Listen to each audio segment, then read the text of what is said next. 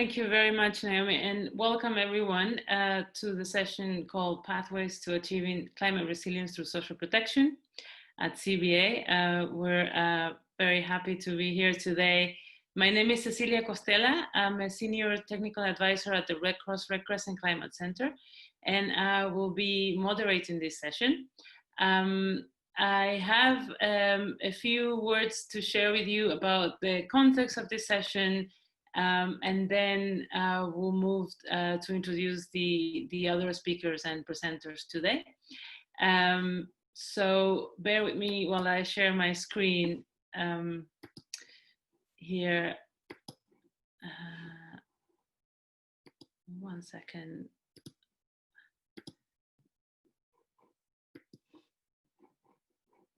Great. So can you all see my screen? If Naomi, if you can confirm. Yeah, that looks good. Yes. Great. Thank you very much. Yeah, so I'm very happy to have this opportunity today to hear so many experiences from Bangladesh and India. I wanted to start the session talking a little bit about why we're talking about social protection in the context of climate resilience and climate change. And then we'll move to the second part of the session, which is about the role of social protection at community level and at national level in building that resilience. And that is what we will hear from the speakers today. So first, I'm going to speak about why, what is social protection, just very quickly, and why we're talking about it in the context of climate today. In terms of the social protection definition, I'm just going to use a very formal one, which is the ILO one, which refers to it as a set of social protection, set of social policies and programs that aim to prevent and protect people from poverty, vulnerability, and social exclusion through their life cycle. This is very broad, but I think we understand social protection as a set of instruments which include social assistance, social care, social insurance, and labor market policies and interventions.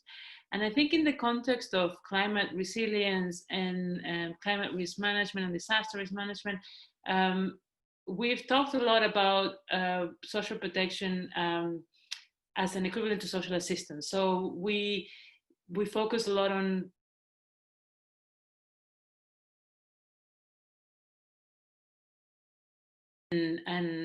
and subsidies programs. So today we'll hear a lot about programs that connect to this type of social protection, and perhaps not so much to some of the other forms. But I just wanted to show this for an overview. And the reason we're talking about social protection in the context of climate and climate change and climate resilience has to do mainly with three key messages I want to share today with you. One of them is we know that climate change is very real and also exacerbating a lot of the social risks that people face. And we know that people are already under stress because of increased intensity of climate-related shocks, but also people are starting to see changes in their livelihoods and their lives because of the gradual impacts of climate change. And while we know that at the moment these influences are exacerbating the risks that people already face and the vulnerabilities that people already face, it's also very possible that this could become the main drivers of risk and vulnerability in the longer term, in the 30 to 50 year range.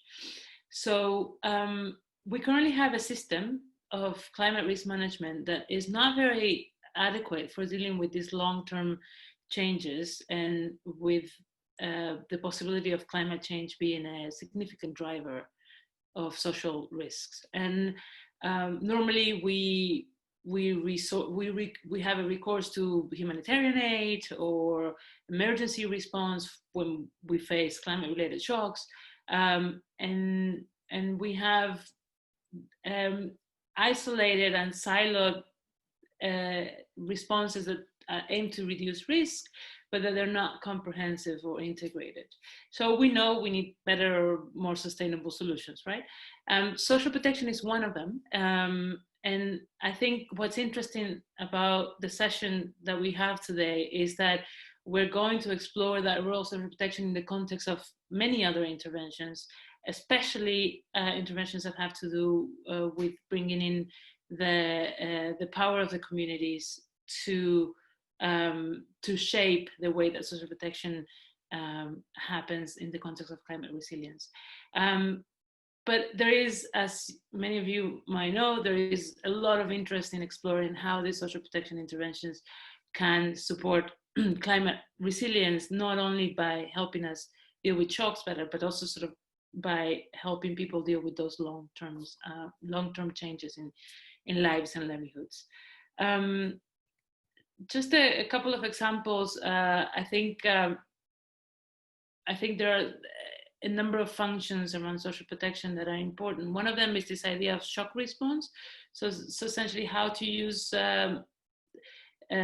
social assistance programs and other types of assistance programs to help people deal with the direct impacts of a shock, but also perhaps even to help people prepare for shocks in advance. So we have examples from Kenya, Uganda, Ethiopia, India, we're going to hear about today, where programs are used as a buffer, as a way to help people cope with the shock.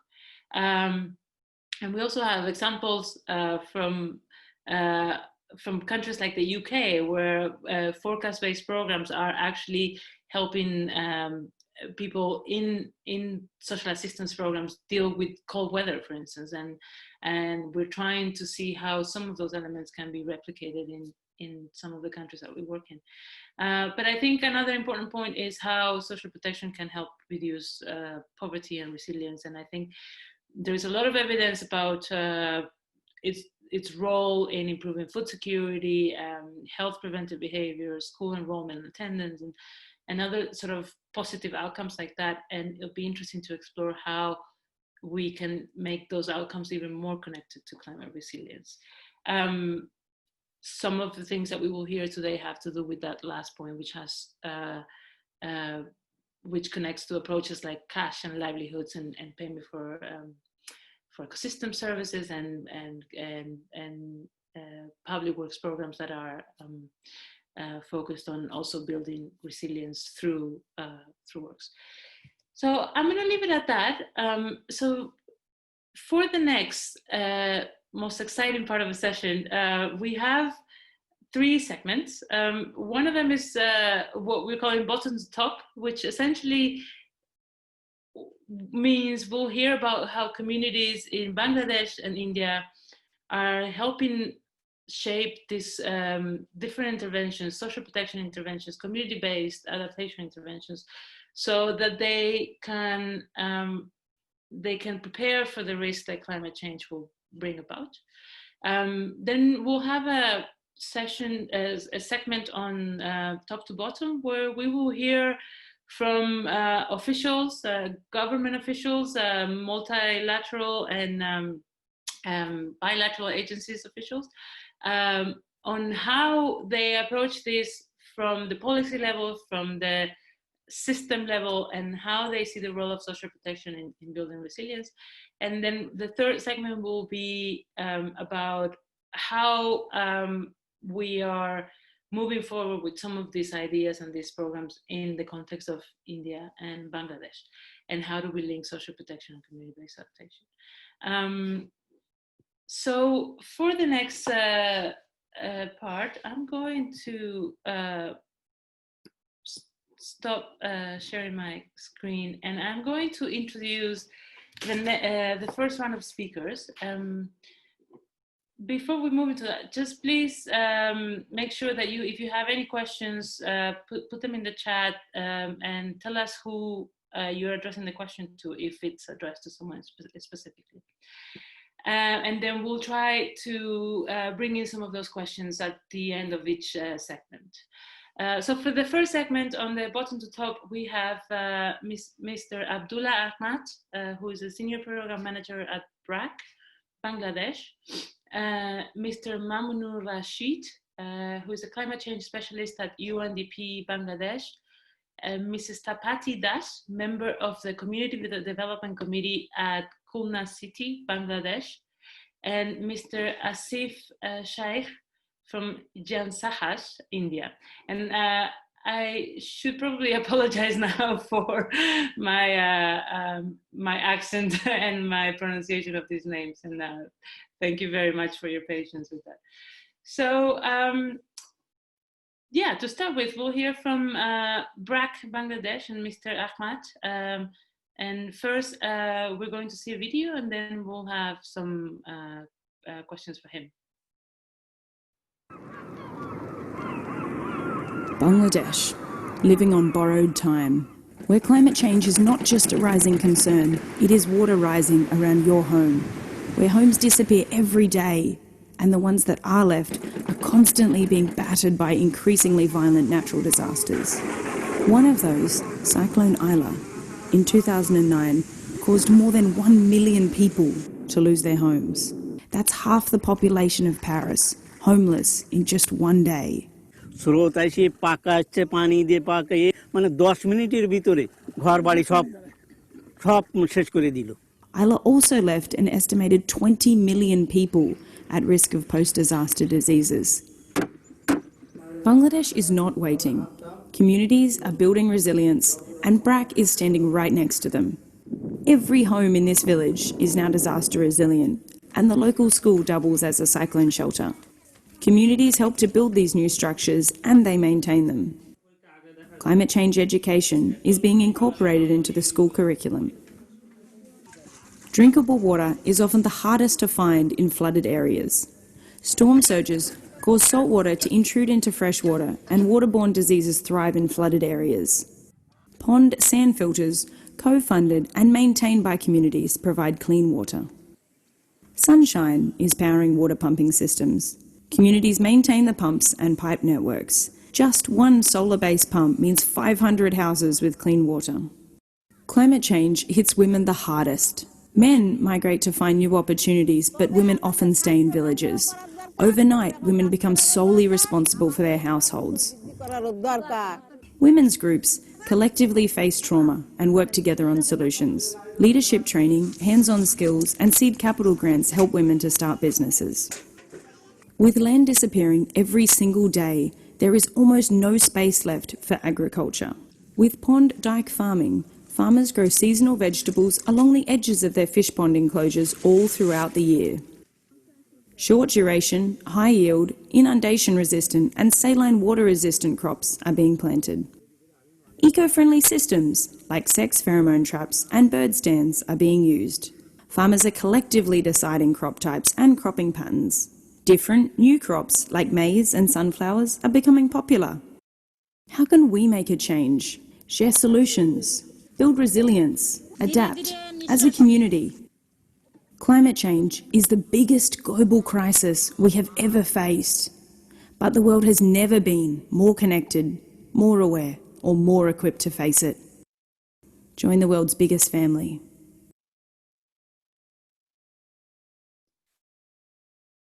Thank you very much for showing that, Naomi. And I think it's a very very positive video of showing how these communities are really making a change. I wanted to hear from Mr. Ahmad. If you could tell us a bit more, we saw a lot of women in the video. I think women are particularly impacted by the effects of climate change. But I wanted to hear from you, what has been the role? What has been the role of women in this program in shaping up climate resilience interventions at the community level, and how have they influenced this? Thank you very much for inviting me to this session and allowing me to speak. And I'd like to first say hello to all the participants and thank you for joining the session today. So I shall speak from the perspective of rural Bangladesh. In Bangladesh, like 50% of the population are women, but still their social status is low. And but in rural area, women have contribution to the society and economy, but their involvement and contributions are not often, I mean, they're underestimated or even not estimated because they are involved in many unpaid activities. According to FAO, the Bangladesh women exceeds 50% of the agricultural labor force. So actually during a climate crisis, women do not only play a role when there is a crisis. I think their contribution starts before the crisis. Like if I talk about a disaster, climate-induced disaster, flood or cyclone, they try to first, when they are informed, they try to collect and store food and other essential supplies that will help the family or the household to survive through the disaster period or immediately after the disaster period. That is at household level.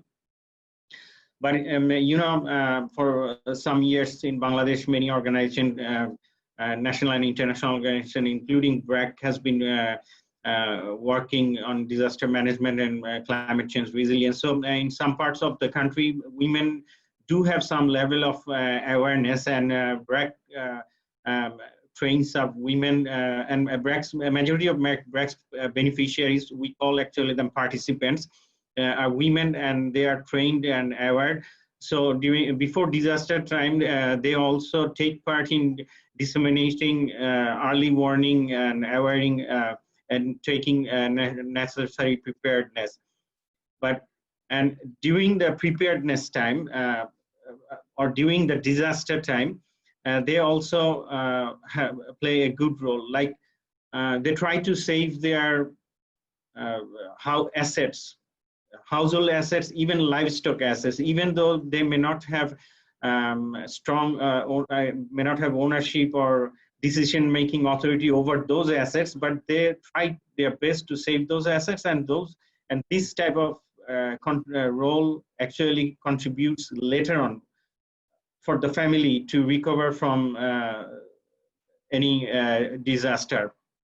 So, and during the disaster time, women try to make sure everything in the household is safe, and the family members, and oftentimes they are the last to go to the shelter because they want to make sure there is no theft in their house. But these types of contributions are not often recognized formally or not evaluated. So we have seen these things practically and recorded and reported, because you know in BRAC has a number of cyclone shelters along the coastline, which can accommodate nearly 40,000 people during disasters. And so we have seen these things practically to happen. And during and after the disaster, women also play a good role in utilizing their resources or savings or any relief that are received from any government or non-government agencies, like I should say during the cyclone Amphan that took place, that happened in last May during the COVID-19 pandemic lockdown situation. So BRAC distributed, like in the affected areas of southwestern part, BRAC distributed $60 to each of the 4,600 households, and they actually decided how to spend the money for their recovery and taking up necessary activities for immediate survival. And also, and now if we want to talk about after an event, the climate-induced event, whether it is a sudden or rapid climate disaster or a slow onset event, women have the best knowledge to plan for what type of resilience building activities the household or community needs. For example, she can tell better, like which part of the house, whatever modification or repair the house needs, or whatever livelihood activities may be more suitable for the household to recover economically, or what sort of arrangements are needed for to ensure children's education and food and water or nutrition security. So in addition to that, alongside men, women also take up economic activities or livelihood activities which contribute to the resilience buildings of the family, and often they work in association at community level and makes a good contribution. In this regard, BRAC is providing a range of support. Sorry, I've got it. Sorry. No worries. So BRAC is supporting a wide range of providing a wide range of support to the rural women. As I mentioned earlier, that most of the beneficiaries of BRAC are women. So the one important mentionable things out of many things is we have a model called ultra poor graduation model, which BRAC has developed in 2012, and the model brings out ultra poor people out of their ultra poor status within 2 years' time. So we use certain indicators in line with sustainable developments. And I should mention that in 2019, more than 111,000 ultra poor people were benefited through this ultra poor graduation model. And lately, BRAC has the climate change program where I work for has worked for improving or strengthening the adaptive aspect of this model by incorporating climate change consideration. So now we are providing, like now women's livelihood options are more climate resilient, we can say. And I should mention two other important things. Yes, please. Thank you very much for that. Could I ask you to keep those two things for the next round? Okay. That was very, very interesting, and I think it's a very good example. I think many people will be familiar with the BRAC model, and I'm very pleased to hear about it and to hear about the role of women. So we're going to do a first round, and then we'll try to come back with more questions after we've touched upon the other examples that we have for today. So with that, I'm going to ask Mr. Rashid from UNDP Bangladesh and Mrs. Das from the Khulna City Community Development Committee to share with us a bit more about what they are doing. They're going to share a video, and then we'll have a question as well. Hello, good afternoon from Bangladesh. This is Mamunur Rashid. I work in the climate change in UNDP.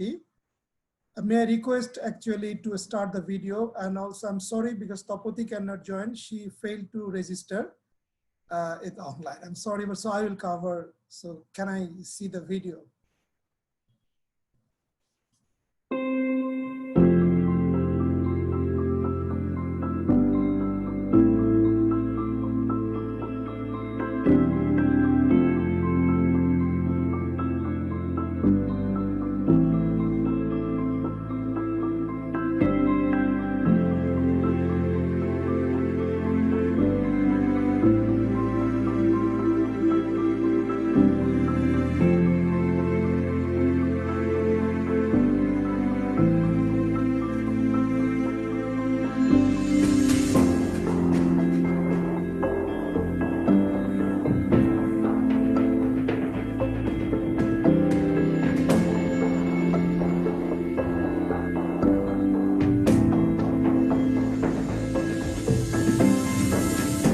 পানি যে সময় রাস্তায় আসে, রাস্তাতে আমাদের বাড়ির ভিতরে যায়, তখন আমাকে লেকটিনি আমাকে যাওয়ার কোনো কায়দা থাকে না।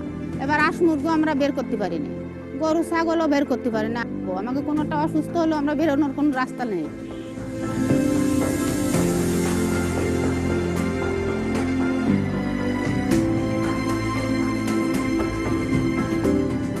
খুলনা সিটি কর্পোরেশন তো ব্যাপকভাবে আপনাদের এই জলবায়ু মোকাবেলায় পরিবর্তনজনিত কারণে যেসব ক্ষতির সম্মুখীন হচ্ছে তার অবকাঠামো দিক দিয়ে এবং পরিবেশগত দিক দিয়ে ব্যাপক কর্মসূচি গ্রহণ করেছে। তার মধ্যে শহর রক্ষা, বাঁধ, নদী খনন, খাল খনন, জলাশয় সংরক্ষণ এবং মানুষের যে সেবা প্রদান, ইউএনডিপির আর্থিক সহায়তা এবং ডিএফআইডির আর্থিক সহায়তায় বস্তি এলাকাতে আপনার সুপেয় পানি, মানুষের চলাচলের জন্য রাস্তা, নিষ্কাশনের জন্য ড্রেন, স্যানিটেশনের জন্য কমিউনিটি টয়লেট এইগুলো নির্মাণ করা হচ্ছে।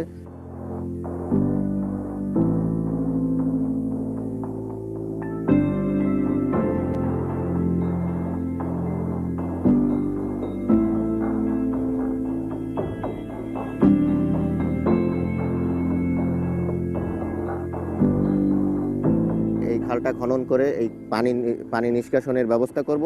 এই রাস্তাটা উঁচু করা হবে যাতে এই পানি লোকালয়ে প্রবেশ না করে। রাস্তা উঁচুর সাথে জলাবদ্ধতা নিষ্কাশনের বিভিন্ন কম্পোনেন্ট থাকবে। পরিবেশ উন্নয়নের জন্য আমরা প্লান্টেশন অথবা গাছ, সুন্দরভাবে গাছ লাগানোর এখানে পরিকল্পনা আছে।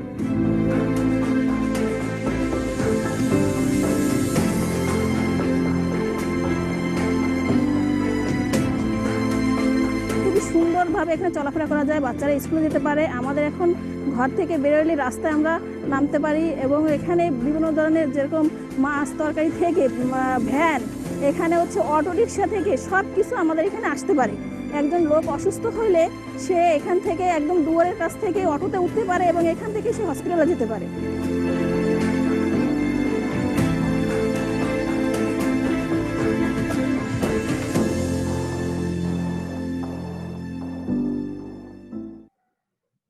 Thank you for that, Mr. Rashid. And I'm glad we got to see Mrs. Tas in the video, even though she couldn't join us today. But could you share a little bit?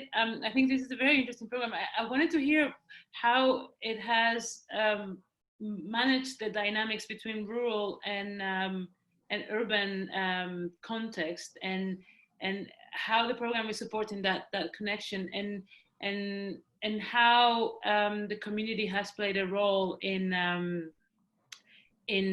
improving the climate resilience elements of the program. If you could share a bit about that. You'll have 5 minutes. Around 4 minutes, you'll hear a sound that will indicate that you still have 1 minute left. Okay. Okay. Thank you. Let me start with the area itself. The Khulna has both the urban and the rural, both areas. And this is the district which is extremely vulnerable to climate change, one of the vulnerable spots due to the climate change in the Bangladesh. And particularly the rural areas, their elevation is also very low and the sea level rise risk prediction is also very high. If you really look at the migration pattern, lot more areas are, I think, severely affected by Cyclone Aila, Cyclone Cedar, and recent Cyclone Amphan. When you look at the demography of this area, when the overall Bangladesh population increase rate is 1.34% demographic, here the demography is negative. So it clearly indicates that the poor people in the rural areas, due to limit of their adaptation, they cannot really cope with the recurrent cyclones, salinity, and the other exposures due to climate change. And now these rural poor are shifting to the urban areas as one of the adaptation.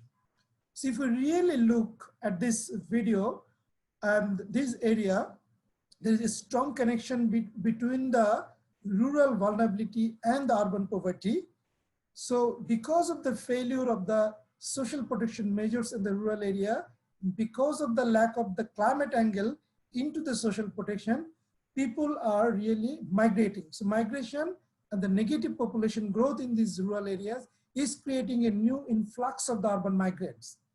So that's a very strong connection. And during the COVID, what happened, these women who are in the urban areas, they were mostly engaged in the informal works. So COVID pandemic induced lockdown has created additional stress to these people. They are learning something to do, but now with this COVID, the pandemic, again, their social protection was highly stressed. So if we really look at if the social protection and climate mingle in a pandemic situation is a very, I think, integrated. So as we cannot separate poverty from the climate change, which the many global people are trying to make an artificial segregation between the poverty and climate change. Now we also see we cannot segregate the climatic and the non-climatic vulnerabilities on the poverty. So adaptive social protection necessarily needs to build both the climatic and the non-climatic drivers where the poor people can really cope with. So that is very clear from the programmatic angle of this thing. The other question, how the community is really, this community is trying to do. So if I really reinterpret the video, they are trying to organize themselves. So particularly in the experimentation and the solution mapping, they clearly said that because the rainfall has increased in the urban areas, so currently the drainage system, which was designed without considering the climate change, is creating waterlogging. So now within a short spell of time, there is a huge rainfall. So that rainfall cannot really drain out with the previous, I think, structure that was made. So they need to actually restructure the drainage system, as well as the elevation of the road are also not suitable because the rainfall pattern and the heavy rain induced the water logging in the urban areas. So they also elevated the road. And that has really helped them to solve the problem of the education of their children and actually getting out to the work. So it also created them that around 45 days, I think work loss has reduced because of this small intervention for the infrastructure, resilient infrastructure solution in the urban settlements. They also identified beyond their capacity, there is a lot more advocacy needed because many of the water bodies need to be restructured because now due to the sea level rise, many, I think the water pressure is coming to the much more northern areas. So from the south to north, there is a high pressure of the water. So the water cannot drain out in the same, I think, velocity. So now they need to completely restructure the overall drainage system of the city. So that is the big advocacy, which is not in the hand of the community. So they are doing the advocacy. So if I really say the capacity building, raising the voice, and the solution mapping are the key solutions that in a participatory way, these urban communities who are necessarily a rural migrant, and UNDP is also working in the same area both on the rural poverty as well as the urban poverty, and bringing the climate as an integral lens of the poverty reduction in these two areas. Thank you very much. That was perfect in terms of timing. But I also wanted to say what an interesting reflection, because essentially how not doing enough on social protection is sort of driving as well higher vulnerability. And I think that particular connection to migration is very relevant. The next speaker actually is going to share some more about this same topic. So I think it's an excellent way to connect to the next experience. So we'll hear from Mr. Asif Shaikh from Jan Sahas, who is it's a large civil society organization in India working with migrant workers and vulnerable populations. Do we have Mr. Asif Shaikh? Yeah. Yes, hi. So I need to finish in can you just tell me the time so I can make my presentation accordingly? You have about 5 to 6 minutes, and we would really love to hear about your experience with working with migrant workers and the effects of climate change on them, and how this links to the social protection context in India. Thank you very much. Sure. Yeah, sure. So basically, as far as the COVID-19 is concerned, the vulnerability of the migrant worker in India and across like the other countries also, the vulnerability of the migrant worker exposed very well. So nowadays, particularly if we discuss about India, most of the Indian citizens are aware what kind of challenges our migrant worker are facing in last like 4 to 5 months during the lockdown period and even after the lockdown. My organization Jansahas is working in about 78 districts of India across 11 states and mostly like the North Indian states. And we are providing multiple kind of services to the migrant worker. For example, like the tracking of the migrants, because in India we have a 3-decade-old like the law called Interstate Migrant Workmen Act, and tracking of the migrant worker is a very crucial component of that act. But if you see the implementation, so in only 0.5% areas or panchayats this act is implementing across India. Otherwise 99.5% like the geography, no any implementation of this act, particularly for the tracking of the migrant worker. In the case of internal migration, the tracking is a very crucial to ensure social security, worker protection, and the delivery of the social protection benefits to the migrant worker. Because as far as the India is concerned, no any portability system exists for the social security benefit delivery. So for example, I am like the migrant worker from the Bundelkhand region of India, and I am going to the Delhi NCR area and basically in a big cities for employment, for like the jobs or a financial security. So I am not able to access the same services that I am eligible to access in my source. So at the destination, I am not able to access these services. Why? Because this portability is not exists in the social security system in India, right? So it's a very big issue. Most of the migrant workers are not eligible or able to access their social security rights or benefits at the destination. In terms of like the numbers, in India, we have about 450 million, 450 million like the workers in unorganized sector. And out of that, about 48 to 50% worker come from the migrant category. According to the government census, and that census is about like the 10-year-old census. So that census says that in India about 140 million migrant workers are there, but according to our data, between 200 to 220 million workers. So numbers are very huge, and these migrant workers are not eligible to get any kind of like the services at the destination, particularly services related to the PDS, public distribution system, ICDS, or like any other like the social security or social protection scheme. So these are the major issues. In past like a few years, we try to develop this kind of system, and currently we are implementing one system called LMT, Longitude Migration Tracking System.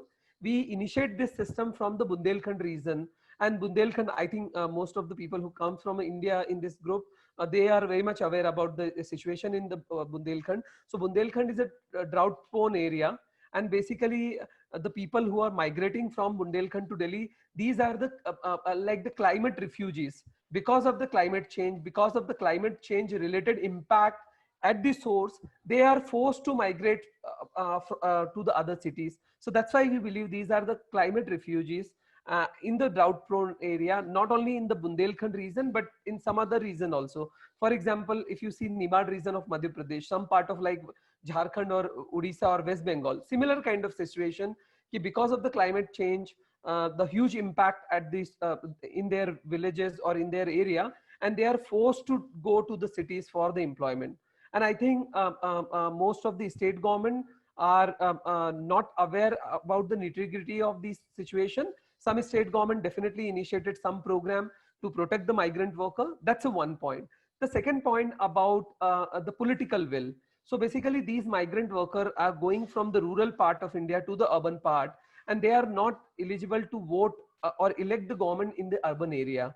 So basically no any state government basically care about this community. That's why we saw million and million people basically during the lockdown period in the month of March and April, at the end of March and then April and mid-May, they travel from the Delhi, Bombay, Bangalore, Hyderabad to their source villages, and some people travel more than 1,000 kilometers, and basically they walk from the source to destination because transportation facilities were not available. During that period, basically we try to ensure like the food security, transportation support, mental health support also, because during that period, we documented about 580 death cases, right? And these deaths, 28% deaths because of the suicide. And most, the remaining deaths, most of related to the travel or transportation, because they are walking from like a week or 2 weeks, and during the walk, basically due to accident, they die. So these kind of issues are there, and mostly in last 4 to 5 months, we served to 1.5 million migrant worker. And the last thing, during this whole, like the realization of the like the exclusion of the migrant community, we realized that we need to develop a large program. And recently we launched a multi-stakeholder program where the governments, industry, philanthropy, and the civil society come together, and we develop a collaborative called Migrant Resilience Collaborative. It's India's largest collaborative, where we try to serve about 10 million migrant workers within a 3-year period of time. And out of these 10 million, the one a very important indicator is to ensure social security or social protection delivery to the 60% beneficiaries. So about 6 million like the migrant worker will get various kind of like social security benefit. We are also very closely work with the state government, for example, in Madhya Pradesh and some other states. So we signed a MOU with the Madhya Pradesh state government to implement like the Pradhan Mantri Jan Rozgar Abhiyan. So it's like the employment program at the source villages for the migrant worker. So these kind of program we are also implementing.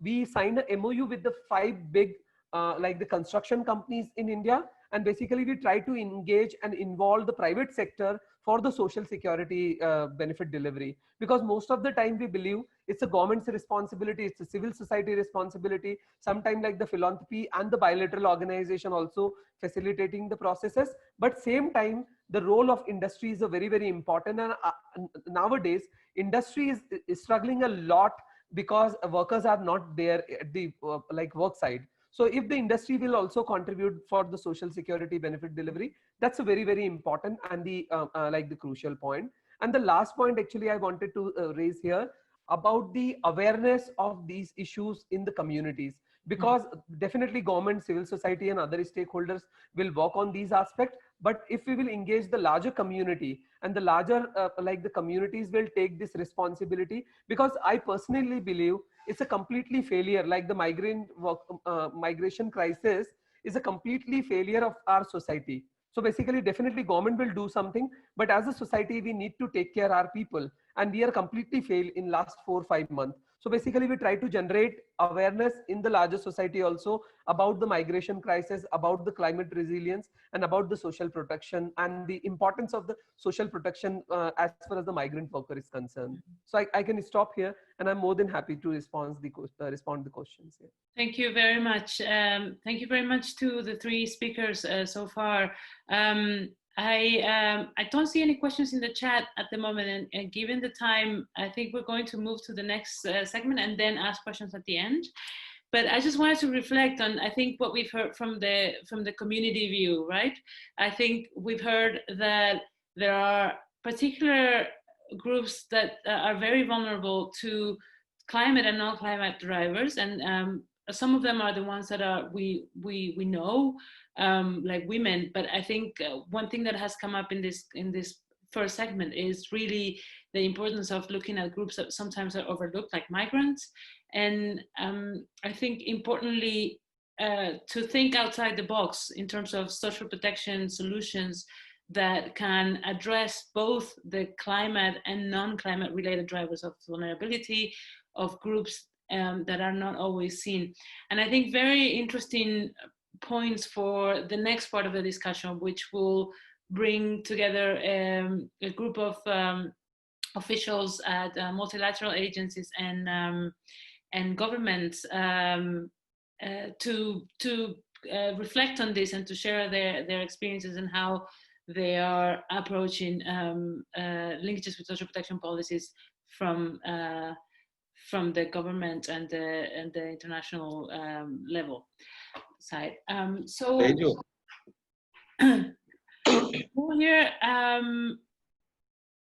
we'll hear first from Dr. Preeti Soni, who's Chief of Climate Change, Resilience and Energy at UNDP India. We will then hear from Mr. Lokendra Thakkar, Department of Environment, Government of Madhya Pradesh. We'll then have Mr. Manas Ranjan Debata, Additional Secretary at the Government of Odisha. And finally, we'll hear from Ms. Nupur Rashipana, who's a CEO at the Sila Panchat State Government of Chhattisgarh. And again, I must apologize for my Spanish pronunciation of the names. Thank you for your patience. So we'll hear from Dr. Preti Soni. Do we have you here? I saw that she was here. Sure, he was connected before. Yes, I'm here. Oh, hi. Yes. Great. Could you share with you what do you think is the role of multilateral and bilateral agencies like UNDP and the other actors in the country in the countries that you work in? What role do they play in promoting community-based adaptation and link that to the larger resilience agenda and social protection? Thank you, Cecilia, and a pleasure to be here as part of this webinar. And that's a good question, Cecilia, and I'd like to answer that with giving a few examples. In fact, maybe one example, but I believe that multilateral and bilateral agencies have a very important role to play in promoting community-based adaptation and linking it with larger national and global agendas, and also in trying to build in climate resilience and social protection. And some of the areas that they can really help is through advocacy and capacity building, in supporting planning and implementation of various strategies, leveraging financing, and overall facilitating synergies and links between different governance levels to promote inclusive and integrated solutions. And I'd like to focus a little bit more on the integrated solutions over here. Of course, I speak more from the experience at UNDP, and which will also resonate with some of the experiences that the other multilateral and bilateral agencies have. So like I said, it is an important role to look at climate resilience and social protection. And one of the examples that we will be talking about later in the webinar is on the ICRG experience, where we are looking at community resilience, especially in the rural communities in these challenging times. And we've heard about the migration outflow, how social protection can build in climate resilience for rural communities, especially in the migrant hotspots. There will be a larger discussion on this, which will actually bring out the linkage between the national policies and interventions at the local level. I will also like to speak now on a different project. It is a project that UNDP has developed with the Government of India and some of the state governments. And the idea is to build resilience of coastal communities to climate shocks and look at climate adaptation in the long run. Now, as you know that India has a very large coastal communities and coastal areas, and the communities are largely dependent on the ecosystems in these areas and the natural resources that exist. So having said that, the coastal region is also very, very prone and vulnerable to climate shocks, climate-induced changes, and it very often sees different events like cyclones, increased flooding, and other kinds of climate shocks. So it was very important to look at the entire area in totality to see how we can really move ahead to build a resilience of the communities over there. So this is a $128 million project with a grant of $44 million from the GCF.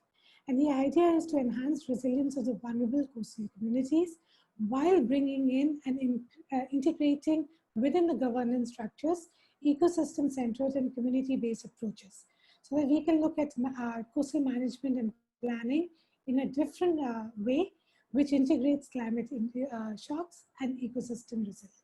How are we doing that? Basically, there are three major outputs that we are trying to integrate in this.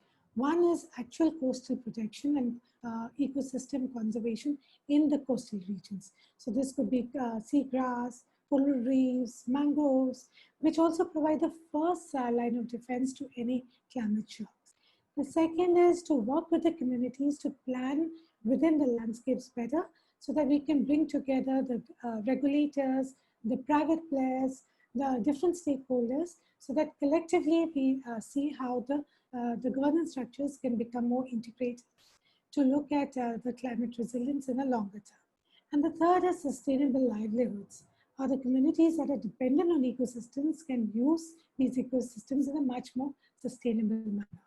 And by integrating these three, we are planning to look at these, work with the communities to bring in a better resilient management of coastal resources.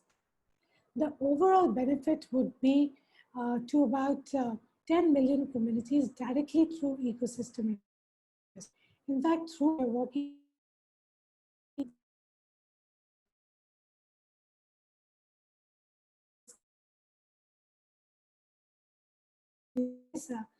and based on that, we are working in 12 major districts in these three states. So 10 million people in these states would be benefited through climate resilience. We are hoping to actually preserve and restore 15,000 hectares of coastal ecosystems. We will be also looking at 1.7 million people who are directly benefited through sustainable livelihood activities, and more than half of them are women, and these would be vulnerable communities, which are decided by the communities themselves. And largely through this integration, through networking, through knowledge management, we will have improved resilience of the entire coast. So the field-based interventions are in these three states. And this, in fact, brings in synergy with the National Coastal Mission that the Government of India is coming up with to look at climate-induced impacts in the entire coastal area. So we are looking at synergies, how this project can really support the objectives of the National Coastal Mission, help the government to achieve their NDCs pertaining to ecosystem resilience and the coastal areas, and overall also look at the standard national climate change plans and the state action plans. Overall, by achieving the NDCs, we will also be contributing to the Paris Agreement. So in totality, what I'm trying to say is that what you talked about in the beginning, the top to bottom approach, is an integration of both top to bottom and bottom to top, where we can look at integrated approaches which can work together to really benefit both at the global levels and the local level.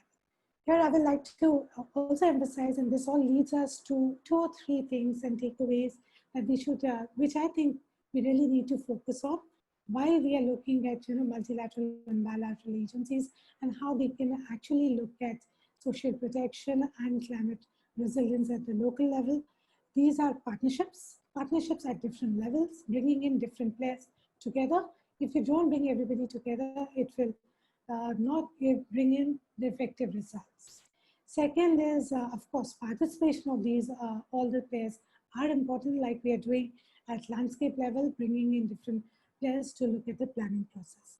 And the third is, of course, integration of the thematic areas between different levels of governance, and also having inclusion of everybody. Then only the capacities can be built at different levels and we can achieve the global and local goals. Thank you. For more integrated solutions and initiatives for community-based adaptation and climate resilience, I think these are very important. And some of these things will be reiterated in by the next speaker, so I'll rest over here and maybe come back to answer any questions that you may have. Thank you. Perfect. Thank you so much indeed. I think a very important point about the value of not looking at one approach, but at integrated approaches. We're going to hear now from Mr. Lokendra Thakkar from the government of Madhya Pradesh, Department of Environment. Could you share with us about your work on climate change issues and how this climate is increasing vulnerability of the people that you work with, and how community-based adaptation measures have helped build their resilience in the farming communities? Good morning, everybody.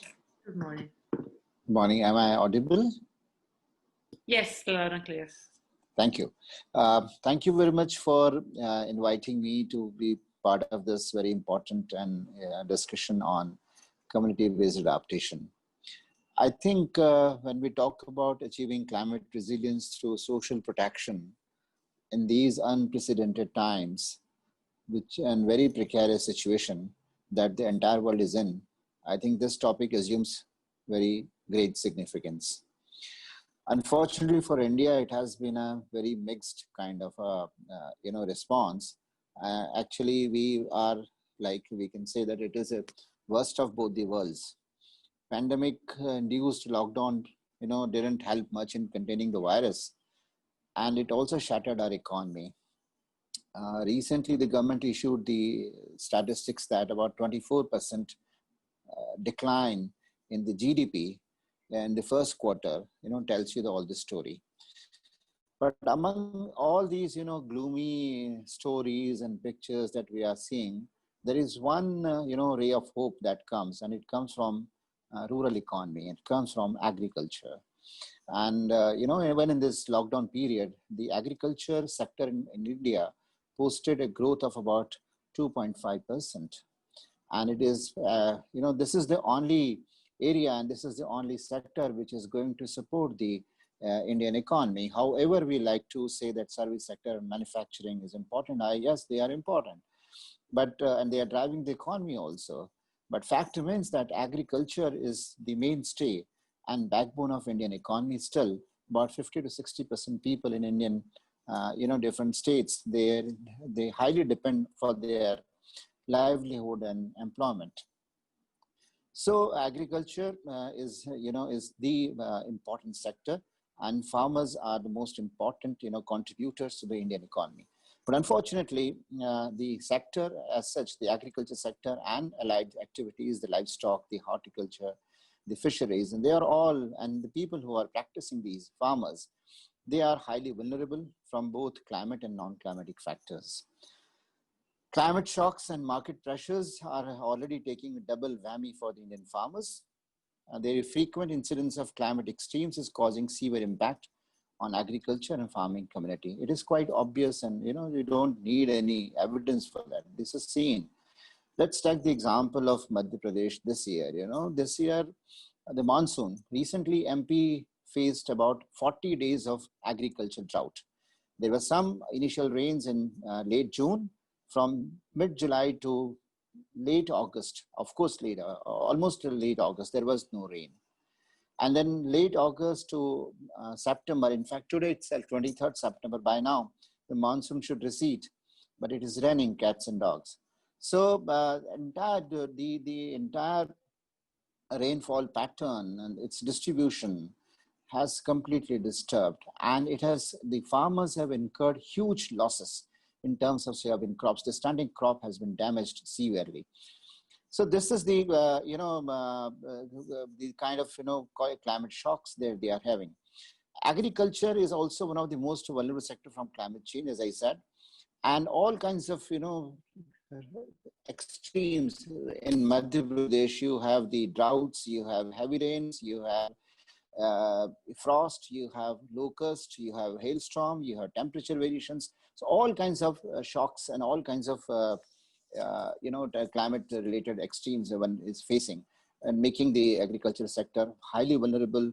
Exposure and sensitivity of the people is very high, and adaptive capacity of the people who are practicing this sector is very low, and therefore the entire sector becomes highly vulnerable. So this is the kind of overview that Indian farmers are facing. And these days, presently in these times, I don't know it is how it is advisable to talk about agriculture, because the country is also going through various agriculture reforms. The government has posed various reforms. There are 3 bills in the parliament, and there are merits and there are demerits, and people are talking, reviewing, criticizing, and there are people who are appreciating. Government is saying these reforms will bring in a lot of security to the farming community. All these said and done, but agriculture in India remains a very important sector, and it will continue to remain important sector for livelihoods of millions of people who are practicing agriculture.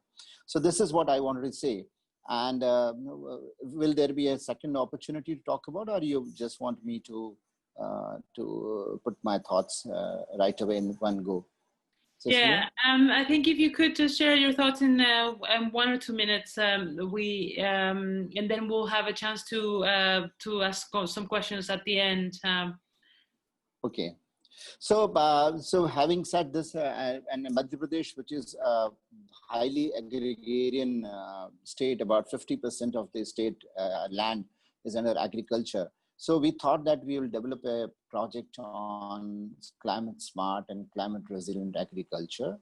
This is one project that we are doing in the domestic climate finance window that is available to the Indian states, called National Adaptation Fund for Climate Change.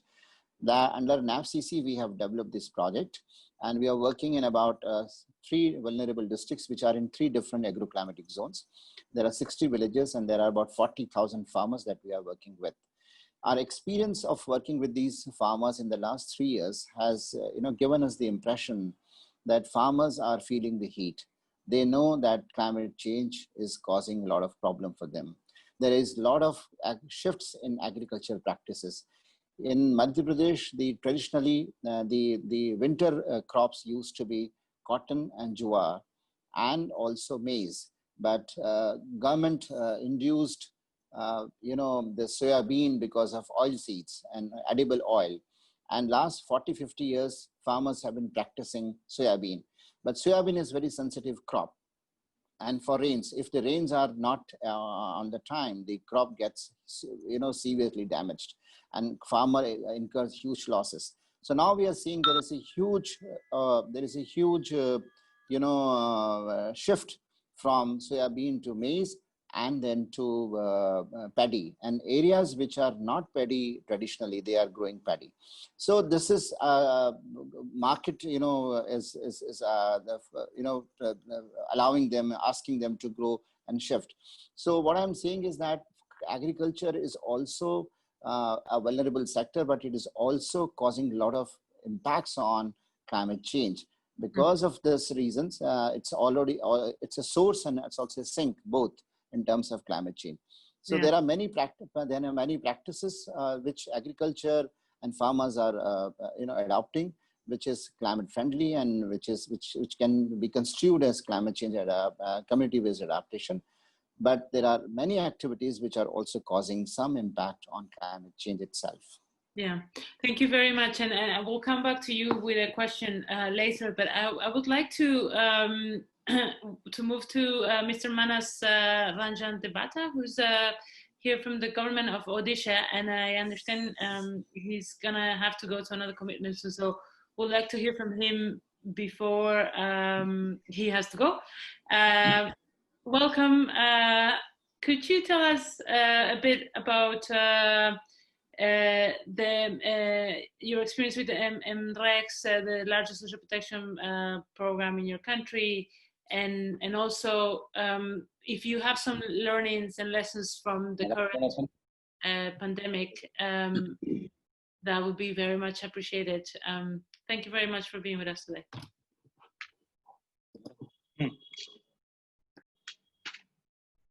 Welcome, madam, that I am privileged to extend my sincere thanks to IIED and other dignitaries for organizing the meeting at such a crucial time.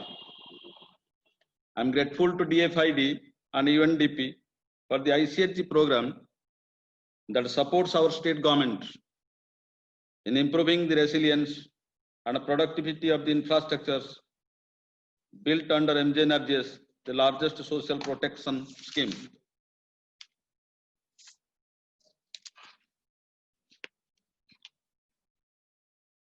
The prime objectives of the MGNRGA is to enhance the livelihood security of the people in rural area, to guarantee days of wage employment in a financial year, and to convert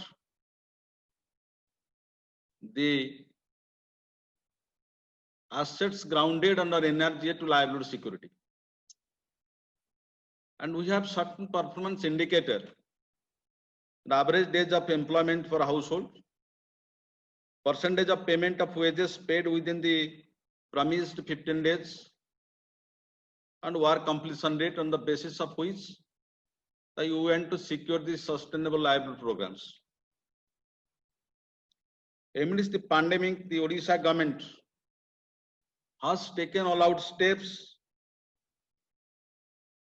to accelerate the mandates for 20 lakh person at work in each day. We have achieved in the month of June 19 lakhs per day, with more than 45% of the participation of women. During COVID and subsequently followed by rainy season, it has been trailing down to now 10 lakh, that we are sure that we will provide adequate work to the people, because 8,76,000 migrants returned from other states, out of which we have provided 3.79 lakh job cards and issued and provided jobs, because the rural economy is in shambles. The people have lost the purchasing power, and in the against despair, these people are reeling under abject poverty.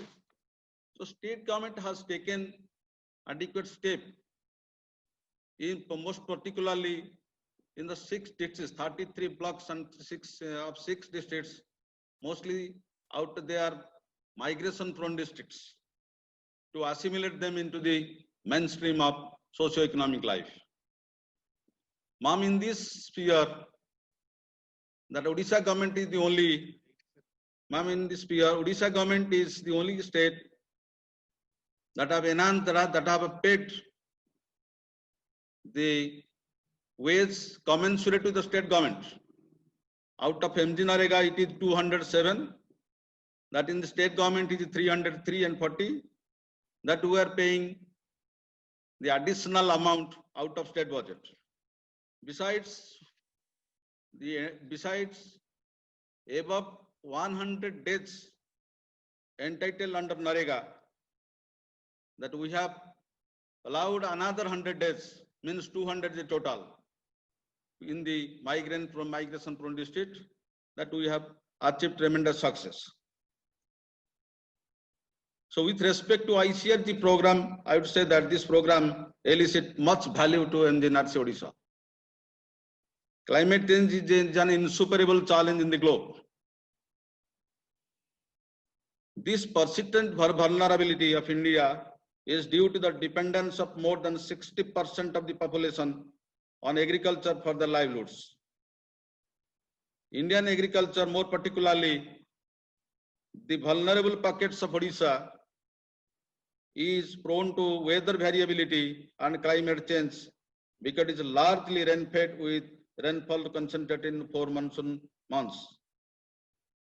Durable and productive infrastructure contributes to sustainable livelihoods by providing irrigation services, drought management, and restoring the natural resource base.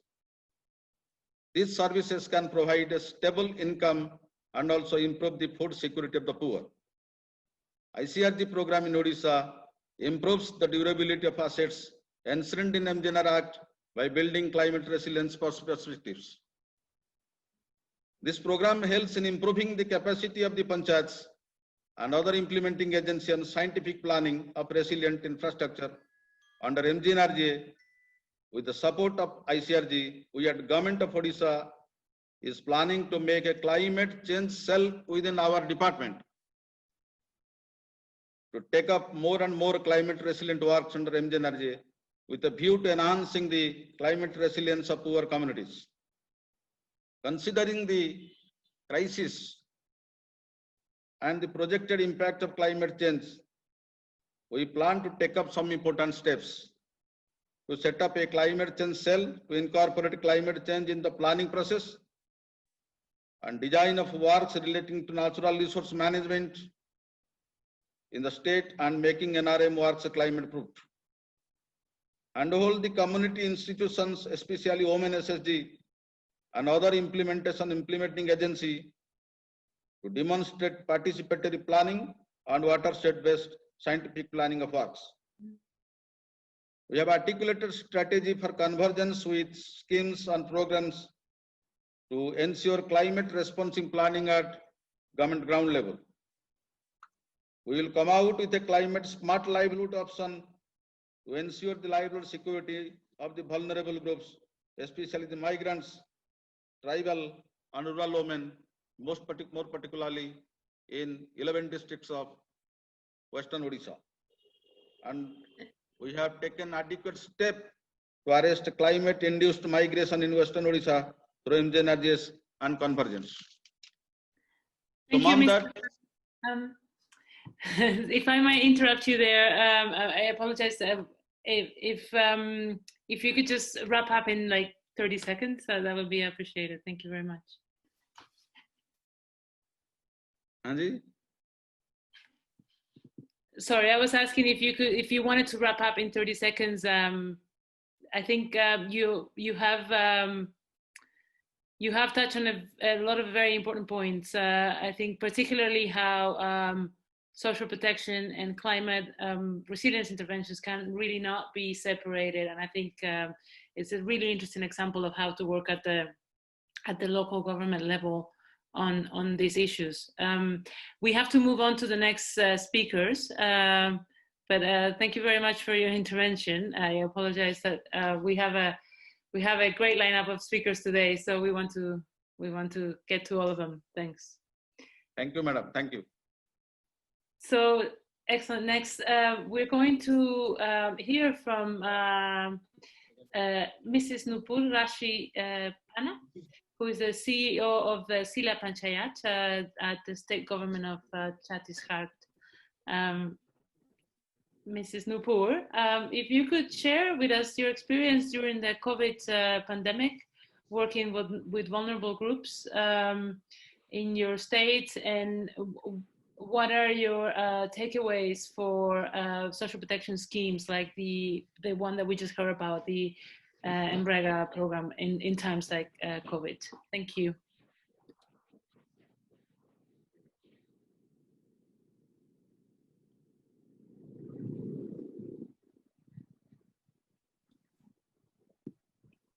Do we have Mrs. Nupur? Yes. Go ahead. I think you are ready to speak.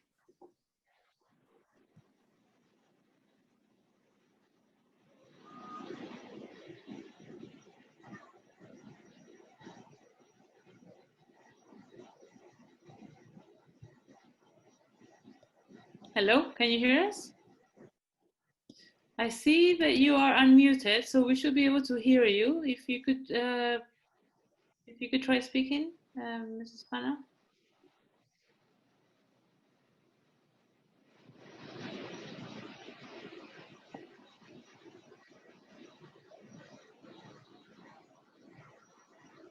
Okay, we're gonna give it a few seconds to see if we can get her online.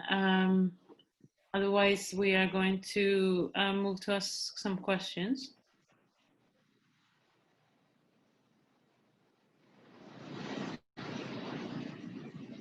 Oh, there you are. Great to see you. Hi. We cannot hear you. No. Let me just see if I unmute you.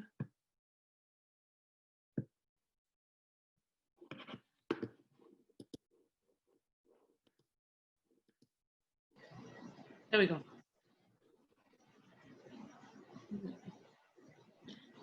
No, sorry, we can't hear you.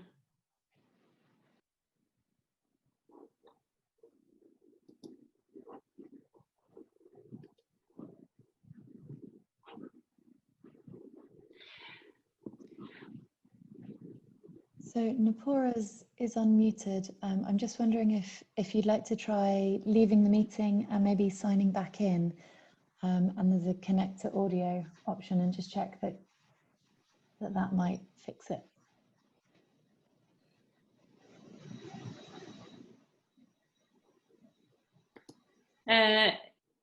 Yeah, so we're gonna, she was the last person in this segment. So I think what we can do now is maybe ask a question. There's been a lively discussion in the chat going on about, I think in particular, two issues. One is the differences between social protection in rural and urban areas, and how to build programs that address the different risks and vulnerability in the different contexts there. And then the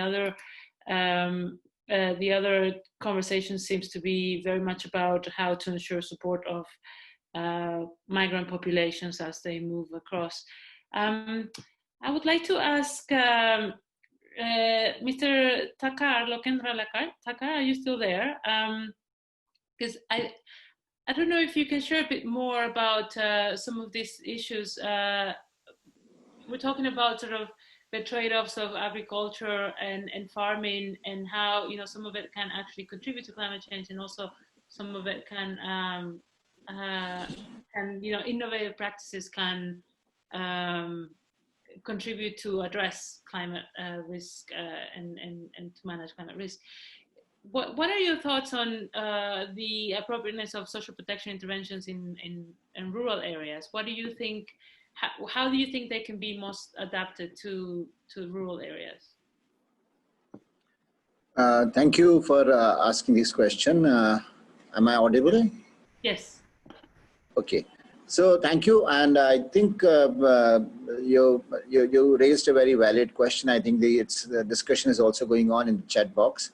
How social protection, can also provide some kind of a support to climate change, community-based adaptation. Is this the question? I think, am I able to understand properly? Yes, how, in rural areas, exactly. Yeah. So as I said in my earlier, presentation, that in rural areas, people are highly dependent on natural resources, and be it forest or water or agriculture. And you also need, because of climate shocks and because of climate extremes, if these natural resources are not able to provide the kind of, livelihood support that they need. So these social protection programs and activities gives them an option. It's like a basket of livelihood options and support system, fallback option that they get. So because what I can see from my state and different districts that we work in, that it's not always that one can rely on one sector for their, sustenance and livelihoods. Some agriculture, sometimes it works, sometimes it doesn't work because of various reasons. So they have to have options for livelihoods, and also coupled with that, you have to have a social protection programs and schemes by government, be it NREGA. Like in India, we have very important flagship program in rural development called National Rural Guarantee Act, under which the rural people are given some kind of, some financial support and guarantee for their livelihoods. So these programs help them to sustain in times of crisis, in times of, difficulty. And therefore, you have to have a combination of both the social protection programs and also working on climate change, ecosystem, resilience, and ensuring that how your ecosystem provides the kind of services that are expected. So you have to work together, and then only I think we can have a very sustainable and resilient community which can sustain these kinds of shocks in be it climate or non-climatic shocks. Thank you. Thank you very much for that. I'm going to check if we have Nupur back to hear from her. Naomi, do you know if she's back? Yes, she's back. Hi. Hi, are you able to hear me now? Yes. Yes. So going ahead with the topic given, that is repurposing the existing policy framework and programs to build social protection. to be more responsive to climate shocks. So basically, focusing on what are the existing policies, which we've already heard, like NREGA, you have National Rural Livelihood Mission, we have Awas Yojana, which is basically house building. We have our Swachh Bharat Mission, which is a sanitation program, and a newly launched program in the state here in Chhattisgarh, that is Godhan Nyaya Yojana, just to ensure that these are the policies we are talking about. And when we talk about climate shocks, it can be in varied forms, like the floods, the droughts, the pandemic which we are facing now. So how do we actually use the existing schemes to override these climatic shocks? So specifically talking about COVID, my district had around 40,000 people who actually moved from richer states to poorer states. Richer in the sense that they had more of job opportunities, more of demand of workers there. However, in our state, primarily it is agrarian, and agriculture does not have the capacity to absorb all these migrants. So what happened in the lockdown? They got insecure. They ate away their savings. They had very less purchasing power, and there was this assumption also that the disease was more prevalent in urban areas, which it was at that time. And the safer way to handle that particular moment was for the migrants to come back to their home states, the rural areas. However, once they came back, after a few days, they again went to the loop of not having adequate income to sustain themselves. So how did the existing program come to help them? So the first one with the Rural Employment Guarantee Scheme, the first one which actually dealt a lot with treating the rivers and the rivulets, rejuvenating them through water harvesting structures such as stop dam, gabion structures, small gully plugs, which actually helped them to do a good amount of water harvesting as well as generate income. The other part being with asset building. There are few component heads in the program which actually allows rural assets to be developed. Assets in the sense there would be a good amount of material work, such as boundary walls being built across schools, toilets being built, along with that a lot of roads in the form of whether they are paver block roads or they are roads which were old and needed repair. So those could be taken up, and a considerable amount of people did get employed under the scheme. Along with giving them employment, the advantage which happened was the rural area, the rural village actually had a lot of assets coming up, which actually made a lot of difference to the people. Also, when we talk about women who came back from the urban areas to the rural areas, few of them were pregnant, and once they came back, we were able to capture them into our fold of women and child development schemes, and we could give them safe deliveries, which could actually be institutional, and they could get proper health facilities. Also, the women who came back, they were not earlier a part of rural livelihood, and now they were actually a part of the self-help groups. So, and these self-help groups, they started making delicacies of the states or the districts which were there, and they did get good market. Along with this, the schemes also helped people to move from agriculture to aspects of fisheries, animal husbandry, poultry, even the plantation of trees was done on a very huge and large scale. And to protect the trees, the tree guards were made out of bamboo, which was already available in the rural area. even in areas where forests have been occupying a large section of the district. Forest produce was gathered and then it was segregated and packaged. Forward link and backward linkages were done to find good markets for these produces which were there. So in several ways, the existing schemes were used to help these vulnerable areas, vulnerable people to get more income and sustain themselves. Also, when the people came in, we clubbed them in such a way so that their skills could be mapped. So somebody could be driving a Uber cab in Delhi and has come back and does not have any employment.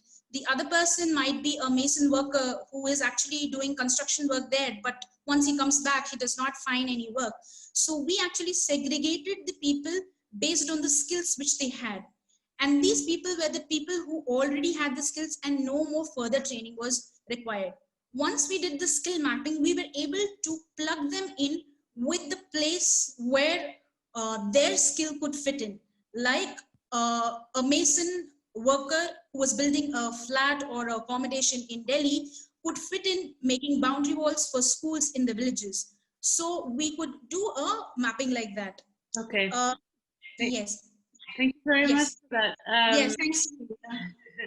I apologize that we're No now problem. at the what was supposed to be the end of the session, but we're going to extend for another 15 minutes to hear from the other speakers on the next segment. But I think it was always bound to happen because we had such a great lineup of speakers, and I think there are so many interesting experiences that even though we've run out of time a little bit, I think it's been really enriching so far. And I think overall the issues that keep coming up is this idea of not working on one sector specifically and trying to look at people's lives as an integrated set of lives and livelihoods and needs and vulnerabilities that we need to support and address. Thank you very much, Nupur, for those words. And we are now going to move to the next segment. We will hear a little bit more about the way that UNDP and the Foreign Commonwealth and Development Office, so former DFID, are working on some of these programs in India and Bangladesh. And we'll take another 14 minutes. I'll ask Daljit Kaur, who is the Climate and Environment Advisor from FCDO, to share about the work and how it links with the programs that we've heard in the session today, and she'll have a presentation. Go ahead, Daljit. Thank you, Cecilia. I hope I'm audible to everybody. Welcome to all the participants. I'm really happy that all of you could join today. We've already heard esteemed panelists discuss several community adaptation programs from India and Bangladesh in the morning. What I'll do now is to provide you a very brief overview of the India example, the ICRG, the Infrastructure for Climate Resilient Growth Technical Assistance Program, which is funded by the FCDO, formerly known as DFID. So I would request Naomi to move to the first slide. Thank you. The design of the ICRG program is based on a premise that a well-designed program within the framework of social protection offers the pathway to economic growth, inclusion, and sustainable livelihoods for the most vulnerable communities. And this program is basically focused in India, which basically provides, which envisages to provide long-term climate resilience of the poor communities. The ICRG program started in 2016. It's now in its second phase, which will end in 2014. Thanks, Naomi. Please move to the second next slide. The program basically uses the existing institutional structure of India's social protection program, which is mandated under the Right to Work Act, which is called MGNREGA, Mahatma Gandhi National Rural Employment Guarantee Act. Basically, this program uses the NREGA Act and the NREGA scheme to build climate resilience of the poor communities living in the rural areas. Now, many of you would know that NREGA is the largest work guarantee program in the world with an annual budget of around $9 billion US, which during this current pandemic has gone up to $13 billion US annually. And its primary objective is to provide guaranteed 100 days of wage employment per year to rural households who actually demand for it. Please, next slide, please. So as I just mentioned that we've just completed the phase 1 of the program, ended in this year, where our intervention was focused in 3 states, Orissa, Chhattisgarh, and Bihar. We've already heard the secretaries and the CEO talk about the examples from Orissa and Chhattisgarh earlier in the second presentation. I can actually say, and I'm proud to say that the program has actually demonstrated good results in the first phase that enhances the social protection benefits in the 3 states. The results of the first phase provides evidence for global policymakers and how to integrate climate risk management into social protection provision and combine and layer risk management instruments to address poverty in the context of climate change. As we move into the second phase, next slide, please. We basically are now looking at more capable states that improves coordination and collaboration between states so that we share learnings.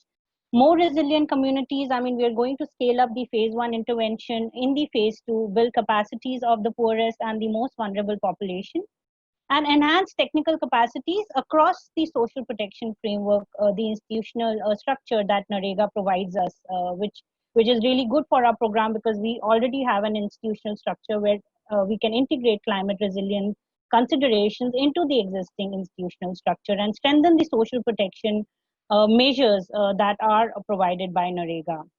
The other objectives of the phase 2 would be to institutionalize climate risk, as I mentioned, and improve the understanding of the whole of system of social protection to deliver additional benefits on climate and environment in the second phase. Since we have paucity of time, we would not get into the methodology, which is the next slide, Naomi. I'll just leave you with some of the results that we envisage from the program, which is the 7th slide, the next slide, and which basically talks about the nature-based solutions that we are adopting in the program that can actually enhance agriculture productivity, enhance irrigation facilities, provide sustainable livelihood opportunities to the rural poor. We intended to show you a video also after this, basically after this presentation, but because we don't have time, I will request Naomi to upload it on the platform later today, so that you can actually see the program video and how the program's doing and what the results the program's showing. Thank you again for joining this session today. And I would give the mic back to Cecilia. Thank you, Cecilia. Thank you, Daljit. And yes, indeed, I think there's a question of whether the recording of the session will be made available. I don't know if Naomi, you can confirm, but there's a lot of interest in both accessing the videos and the materials in the session as well as the recording. Okay, great. I'm seeing that. Oh, sorry, that was your timer. I'm seeing that we will have him uploaded, so you'll be able to access the recording. Great. So up next, we'll have 2 more speakers that will take us to the next 7 minutes before we end the session. Sorry, it's 3 speakers. Mr. Dilip Singh, who's the project manager of the Infrastructure for Climate Resilience Growth program, which is heard about at UNDP India. And then we'll have the way forward with Ritu from IIED and Saba Kalam from UNDP. But let's move to Mr. Dilip Singh, please. Thank you, Cecilia. And good day to all. We have heard about FCDO's Infrastructure for Climate Resilient Growth Program, which is being implemented in 6 Indian states. It's been going on. The phase 1 has just ended and this year, and then it's going to be implemented for another 4 years. UNDP and IID are 2 partners, the program partners in this. So as part of this ICRG program, we will be launching an e-learning platform, which is tentatively called the Community-Based Adaptation Platform as of now. Under the ICRG program, there have been many learnings and kind of several best practices have been piloted and demonstrated over the last 4 years, and there'll be more.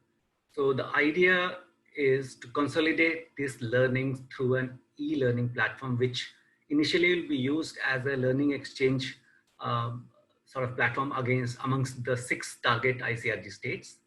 And then there are several other wonderful initiatives in India, like those being implemented. We heard today by EPCO, by Jan Sahas, etc., which would also prove to be a valuable kind of learning resource for practitioners and can be leveraged for improved program implementation at a later stage.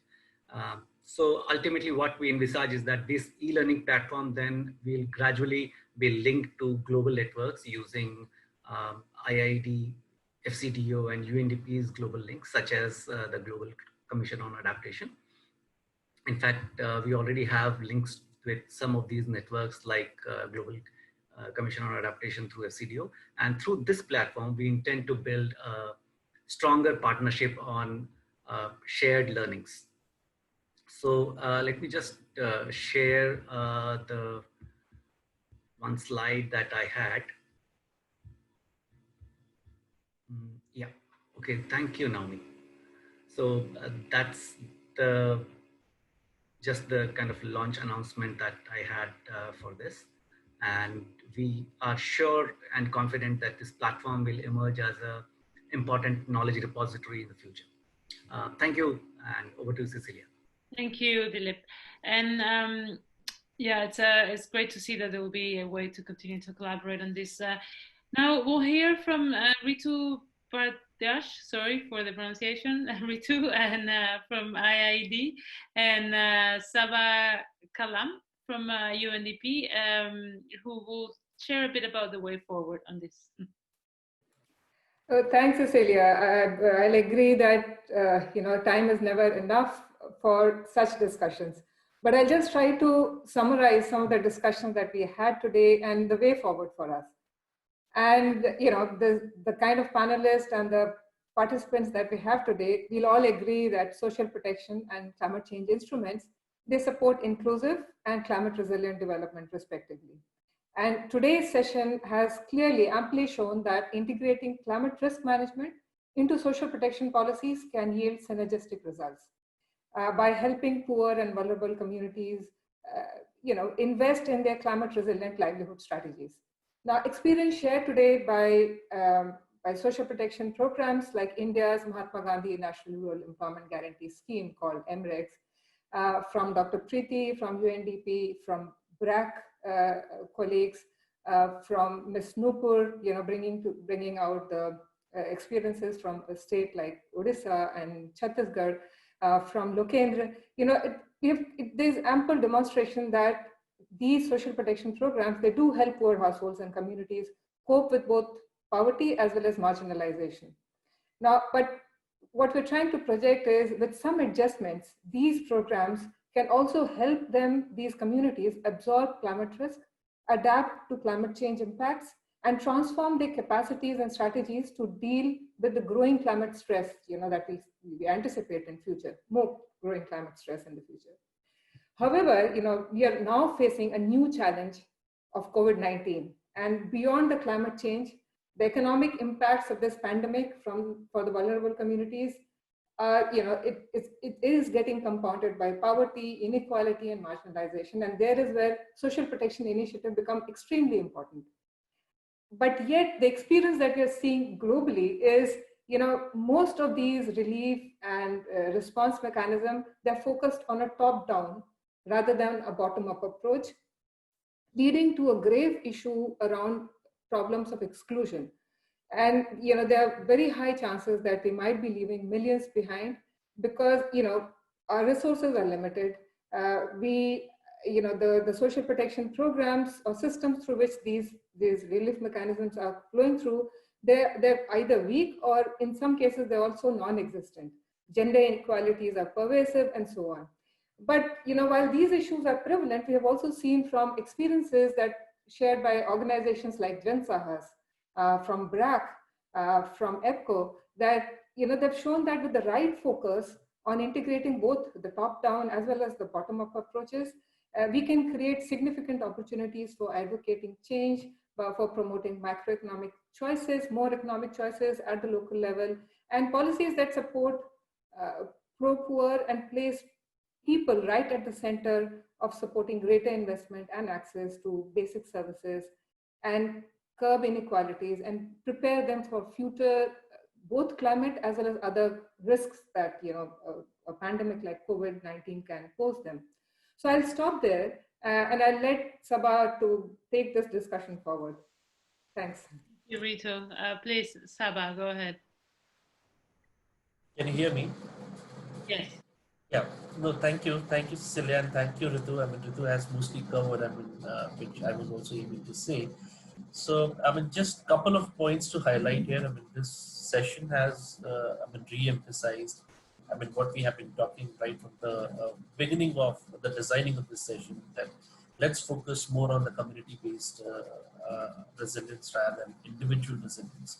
Because the time has gone where we had schemes and programs targeted for individuals. Now we need to really see how we can build the resilience of the entire community. And the second thing is, many a times, when we design our schemes and programs, we somehow leave out the urban population, especially when we talk about the social protection schemes and programs. Urban population necessarily doesn't mean that they have all the resources to survive, especially when we talk about climate shocks or pandemics. These are mostly people who are from the rural areas but migrated to urban areas. And they often go back to rural areas with high vulnerability and completely untracked. So the discussion, which has flown right from the beginning, also emphasized that we need to track more closely the impact of climate change on communities, more particularly on the migrants, which looks for more social protection options, opportunities, because that is severely impacted by the impacts of the climate change as well. And the learning platform which Dilip talked about, that is sort of an opportunity which we want to create for everybody, because we can see people working in Bangladesh, people working in India, people working in Africa. There are so many good examples which can be exchanged and amplified and also enhanced in terms of the impact. So going forward, I think we need to really collaborate together, as Preeti also talked about, the collaboration not only among development partners, but collaboration also with the private institutions, private sector, businesses, all of that, because it's not only development sector's responsibility to provide social protection to everybody, it's everybody's responsibility. These are people who we live with, so we need to also take care of that. So that's all I wanted to say. And in terms of the way forward, of course, this learning platform will provide another opportunity for us to join together, to learn from each other, and to also implement and amplify the impact. Back to Cecilia. Thank you very much. And I will just now close the session with those parting words from Ritu and Sabah. I think it's been very enriching. I think there's a lot of interest in the participants to be able to share this, which it's very positive. And there will also be, of course, the recording will be made available on the conference platform, and there will be more ways to collaborate through the instruments that are the platform that is being put together now. So thank you very much, everyone, for attending the session. Thank you very much to all the speakers for their fantastic contributions. And I look forward to hearing how all these great innovations and ideas go forward. Thanks a lot. Have a good day, everyone.